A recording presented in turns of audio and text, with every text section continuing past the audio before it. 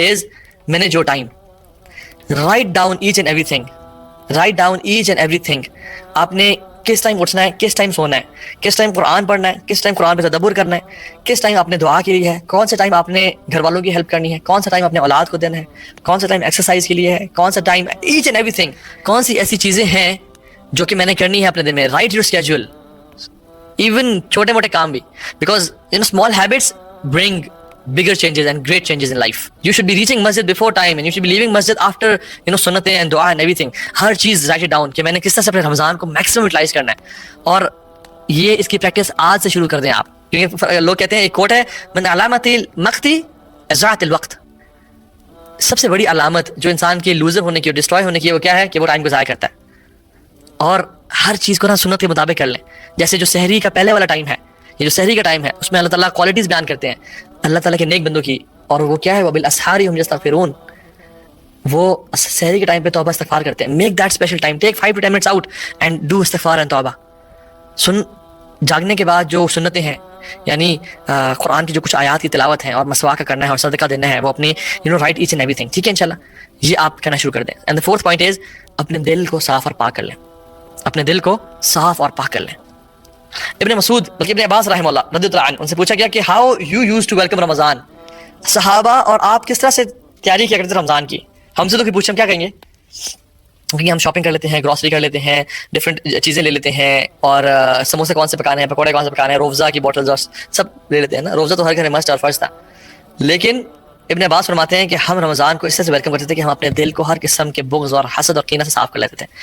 کسی انسان کے خلاف اپنے دل میں کچھ نہ رکھیں رمضان میں. واللہ آئی ریکویسٹ یو دس, کیونکہ اگر آپ کے دل میں کینہ, بغض, حسد, نفرت ہوئی کسی مسلمان کے لیے, اور آپ رمضان میں گئے اور آپ رمضان میں اسی طرح سے کر کے نکل آئے اور آپ نے وہ نہ نکالی, تو یہ ایسے ہی ہے جیسے آپ ایک بالٹی میں سونا یا چاندی کے زیورات تو ڈال رہے ہیں, لیکن نیچے سے اس کے اندر ہولز ہیں اور وہ وہاں سے نکلتے جا رہے ہیں, and it's a leaking bucket, اور وہ ضائع ہوتا جا رہا ہے. جو سعد بن معاذ تھے, اللہ اکبر, ان کو جنت کی بشارت جو ملی اور عرش جو کانپا ان کی موت پہ, اور 70,000 جو اینجلز آئے ان کی جنازے پہ, وہ کیوں تھا؟ اور سبحان اللہ حدیث میں کیا آتا ہے, اہتز عرش الرحمن بموت سعد بن معاذ, کہ سعد بن معاذ کی وفات پہ رب کا, رحمان کا عرش کانپا. کیوں؟ کیونکہ یہ اپنے دل کو ہمیشہ صاف رکھتے تھے. اور بھی بہت ساری کوالٹیز تھیں, لیکن one of the biggest trait in him and quality was یہ اپنے دل کو لوگوں کے بغض سے صاف رکھتے تھے. رسول اللہ صلی اللہ علیہ وسلم نے فرمایا کہ وہ شخص, وہ دروازہ کھلا مسجد نبی کا, جو شخص وہاں سے انٹر ہوا وہ کنفرم, یعنی وہ کنفرم جنتی ہے. اصل وہ کنفرم جنتی ہے, ہم نے تو لوگوں کو کنفرم جنتی بنا دیا. فرمایا کہ وہ شخص وہ ہے. تو آپ لوگ صحابہ اینٹیسپیٹنگ کون وہ لکی شخص آئے گا یہاں سے. دیکھا سعد بن معاذ داخل ہوئے ہیں. پھر ایک اور دن بھی فرمایا سعد بن معاذ داخل ہوئے. ایک صحابی نے کہا رہنے چلے گئے, 3 دن رہے 3 رات رہے, لیکن کہا کہ میں نے کچھ بہت فرق نہیں دیکھا. میں تہجد پڑھتا ہوں آپ بھی پڑھتے ہیں, میں ذکر کرتا ہوں آپ بھی کرتے ہیں, میں صدقہ دیتا ہوں آپ بھی دیتے ہیں, لیکن there is no something different, what's the reason. اور مڑ کے جانے لگے تو فرمایا کہ سعد واپس آؤ, لڑکے واپس آؤ. کہا کہ میں نے آج تک کسی مسلمان کے لیے اپنے دل میں گرہ نہیں رکھی. تو ہر رات کو آپ لوگ بھی اپنے دل کو صاف اور پاک کر کے سوئیں اور کہیں, یار اب جس نے مجھ پر آج تک ظلم زیادتی کی, جس نے میرے لیے غیبت کی, جس نے مجھے برا بھلا کہا, مجھے تکلیف ہو جائے, میں نے اس کو معاف کر دیا. اور فرمایا میں نے آج تک کسی کا کینہ نہیں رکھی, میرا دل میں کسی کے خلاف گرا نہیں, اور میں نے آج تک حسد نہیں کیا. تو اپنے دل کو صاف اور پاک کر لیں. یہ 3rd پوائنٹ ہے. Number 4th and 5th point is نیت کر لیں آج سے ہی کہ میں نے روزے تو پورے رکھنے ہی رکھنے ہیں, اور قیام اللیل بھی کرنا ہے. کیونکہ حدیث میں آتا ہے من صام رمضان ایمانا واحتسابا غفر له ما تقدم من ذنبه. جس نے رمضان کے روزے رکھے ایمان کے ساتھ اور احتساب, یعنی ایمان تو ہے مسلمان ہوتے ہوئے روزے رکھے, کیونکہ آج کل نان مسلم روزے رکھ رہے ہیں, اور انٹرمیڈیٹ فاسٹنگ بھی آئی ہوئی ہے, ہر بندہ جو ہے نا ڈفرنٹ ٹرائی کر رہا ہے, اپنی ڈفرنٹ کر رہا ہے. لیکن جس نے رمضان کے روزے رکھے ایمان کے ساتھ اور احتساب, یعنی ہیونگ گڈ تھنکنگ آف اللہ سبحانہ و تعالیٰ کہ مجھے وہ اچھا اجر دے گا, نیکی کا اجر, یعنی نیکی کا ایک اینٹیسپیشن کہ مجھے اس کا بڑا اجر ملے گا.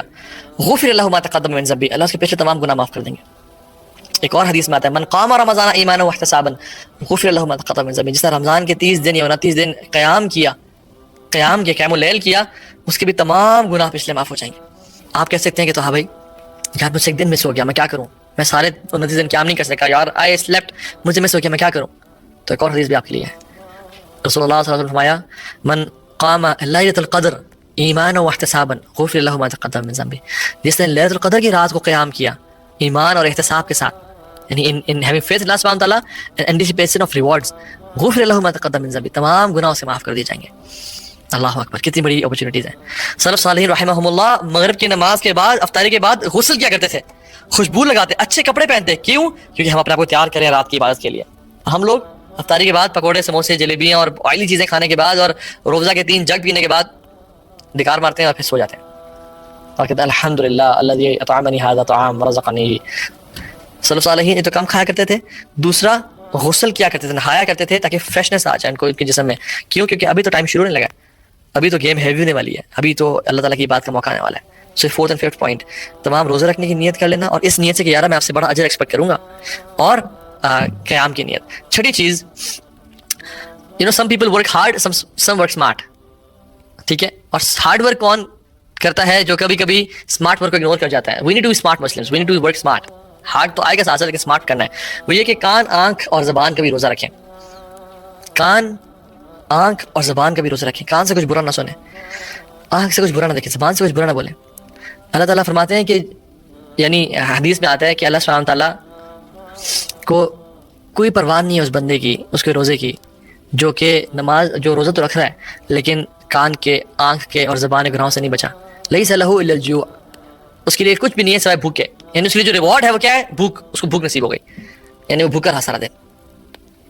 جو کانوں کے گناہ سے نہیں بچتا، یعنی غیبت بھی سن رہا ہے، میوزک سن رہا ہے سارا دن، موویز دیکھ رہا ہے. آنکھوں سے نہیں بچتا، یعنی یا تو وہ ایڈکشن کا شکار ہے، یا وہ نامحرم خواتین کو دیکھ رہا ہے، یا وہ سیریز پہ سیریز دیکھا جا رہا ہے.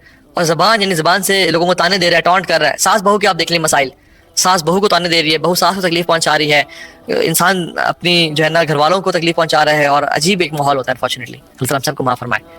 اس کے لیے کیا ہے؟ لیس لہ الا الجوع، اس کے لیے صرف بھوک ہے بس، اور کچھ نہیں ملتا اس کو رمضان کی وجہ سے.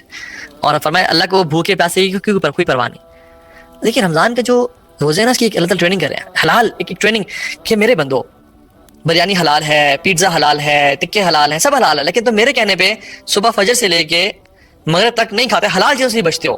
ٹھیک ہے، تو تم باقی دنوں میں، باقی سال کے 11 مہینوں میں حرام سے کیوں نہیں بچ سکتے میرے کہنے پہ؟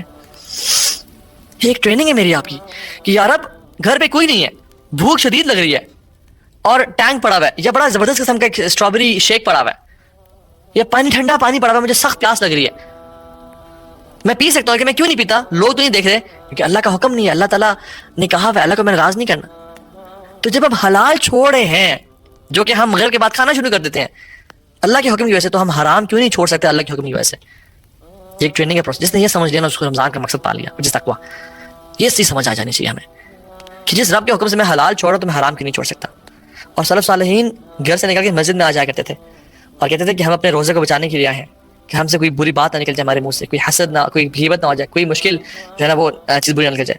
آپ صلی اللہ علیہ وسلم نے فرمایا کہ 2 چیزوں سے بہترین چیزیں کسی کو عطا نہیں کی گئی. نمبر 1 ایک حسن اخلاق، اور دوسرا لمبی خاموشی. جس کو جو 2 چیزیں نصیب ہو گئیں اس کو ان سے بہتر کوئی چیز نہیں عطا کی گئی، یعنی حسن اخلاق اور لمبی خاموشی. مالک بن دینار فرماتے ہیں کہ اگر آپ کو بیزاری محسوس ہو رہی ہے، دل کی سختی اور دل کا نہ لگنا عبادات میں، جب بھی عبادت کر رہے ہیں بوریت محسوس ہو رہی ہے، اباسی آ رہی ہے، مختلف قسم کے مسائل اور پریشانیوں کا شکار ہیں آپ، ٹھیک ہے، اور سستی نماز میں، اللہ کے ذکر میں سستی محسوس ہو رہی ہے، اور رزق کی تنگی محسوس ہو رہی ہے، فرمایا مالک بن دینار نے کہ اگر آپ کو بیزاری، لائف میں بیزاری محسوس ہو رہی ہے، نماز میں دل نہیں لگ رہا، کسی کام میں دل نہیں لگ رہا، دل کی سختی محسوس ہو رہی ہے، دوسری چیز نماز میں سستی اور ذکر میں سستی محسوس ہو رہی ہے، اور تیسری چیز رزق میں کمی محسوس ہو رہی ہے، تو جان لو کہ تمہاری زبان سے وہ الفاظ نکل رہے ہیں